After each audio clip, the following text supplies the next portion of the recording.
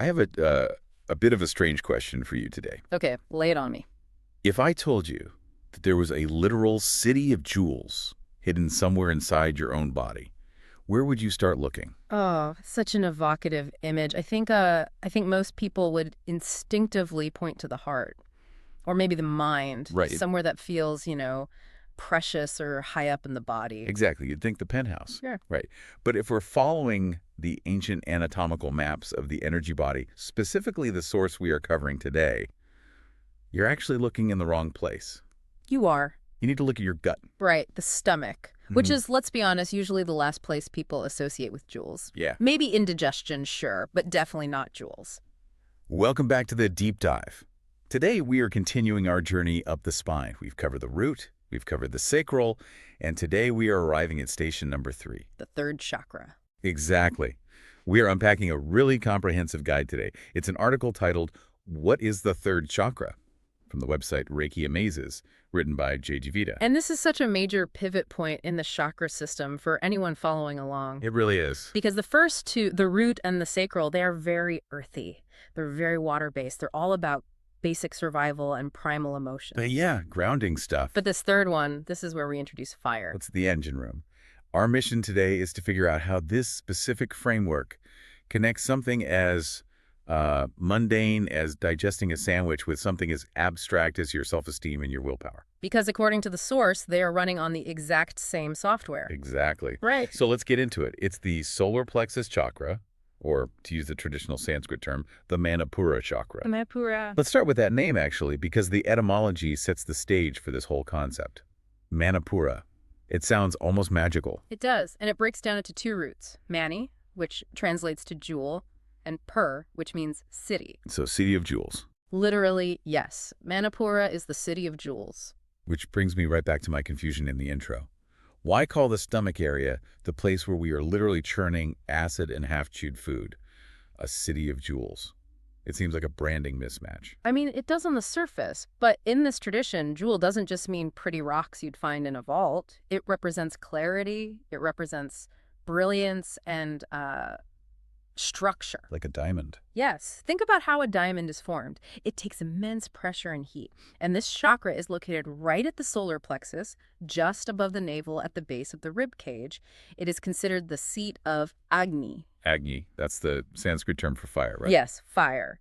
And fire is the transformative element. It takes raw, heavy matter and turns it into heat and light. It breaks things down. Exactly. So the jewel here is that radiant energy that allows you to transform inertia into action. It's the shine of a polished will. Okay, so it's an alchemical furnace. Yeah. You're turning base food into golden energy. That's a great way to put it. Now, the source describes the iconography here in a lot of detail, and I want to visualize this for you, the listener. Mm-hmm. We have a bright yellow color, which makes perfect sense for a fire center. Right. We have an inverted triangle inside a circle. But then we get to the petals, the lotus petals on the outside. Less than 10 petals. Yeah, Yes. this is where the City of Jewels idea gets really complicated for me. Usually petals in these spiritual diagrams represent nice things, virtues, bliss, enlightenment. But the article lists the 10 attributes associated with these specific petals, and I'll be honest, it reads like a list of character flaws I'm trying to hide from my therapist. It is a very heavy list. It's not exactly a bouquet you'd want to receive on your birthday. Let me just read a few of them from the text. We've got sadness, foolishness, delusion, disgust, fear, It keeps going. shame, treachery, jealousy, ambition, and ignorance. They are dark blue or black petals. It's basically the full spectrum of the ego struggles. But why? If this is the center of power in jewels, why is it bordered by treachery and shame? That feels like building a beautiful palace in the middle of a toxic swamp. That is the critical insight of this whole system, actually. Think of the Manipura chakra as the seat of the personality, the I concept. Okay. When you develop an ego, when you become an individual, you inevitably develop these shadows. Jealousy comes from comparing I to you. Ah, I see. Ambition comes from I wanting more than I have.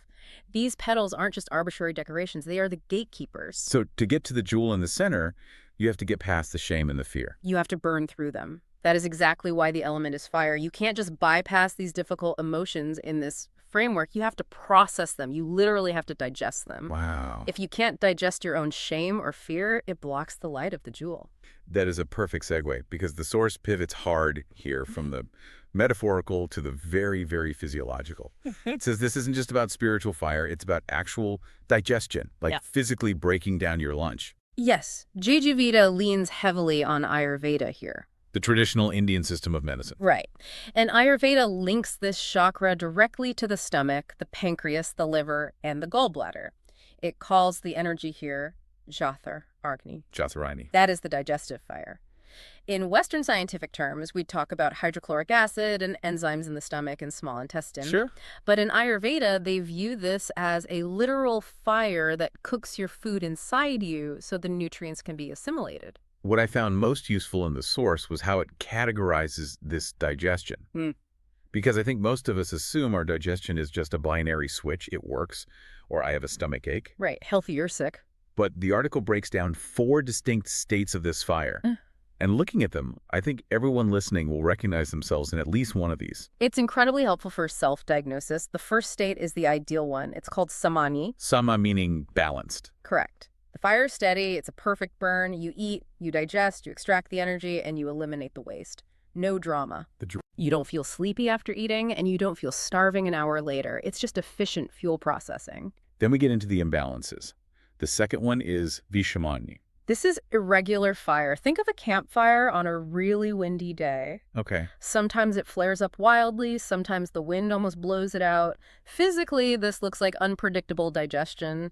Sometimes you're constipated. Sometimes things are entirely too loose. Sometimes you're bloated for no reason. It's erratic. Highly erratic. And I assume that correlates to an erratic mood as well. Absolutely. If your fuel intake is unpredictable, your energy output, which heavily dictates your mood, is going to be all over the place. You'll have spikes of energy followed by crashes. Next is Tikshagni. Tikshagni is sharp or intense fire. This is the metabolism running way too hot. Now, is that a bad thing? Because I feel like everyone wants a fast metabolism. Yeah. We are constantly sold supplements to get our metabolism burning hotter. Well, up to a point, sure. But in this context, it implies an aggressive, corrosive acidity. Oh, like heartburn. Heartburn, acid reflux, an insatiable hunger that leaves you feeling burning or parched even after you eat. It's a fire that is starting to consume the vessel itself. Like a furnace melting its own metal. Exactly. It burns the fuel so fast, it starts scorching the engine. And the last one is the opposite, Mandagni. Mandagni is slow or dull fire. The embers are barely glowing. I know this feeling. We all do, especially after a huge holiday meal. You eat, and the food just sits there like a rock in your stomach for hours. You feel heavy, lethargic, and completely drained after eating because your body simply doesn't have the power to process the fuel.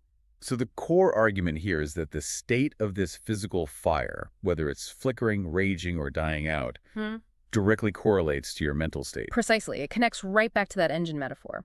If your engine is flooded, which is Mandagni, or overheating, which is Tikshagni, the car just doesn't run. Right. And if your body isn't running smoothly, the driver, your willpower, can't go anywhere. Let's talk about that driver, the psychology of this center.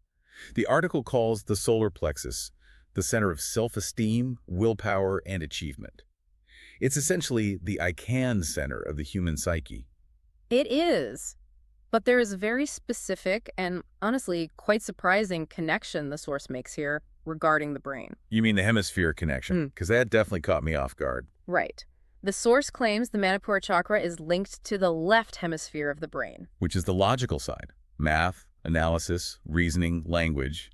And it controls the right side of the body. Exactly. Now, usually when people talk about the gut in everyday conversation, they talk about instinct, intuition, a vague, mystical feeling. Right. Trust your gut. But this framework argues that true willpower, true Manipura energy is actually highly logical and analytical. That is so counterintuitive to how we normally speak. We usually say things like, my head says one thing, but my gut says another, as if they are mortal enemies. They often feel like it. But think about what it actually takes to achieve something significant in the real world, to manifest a goal.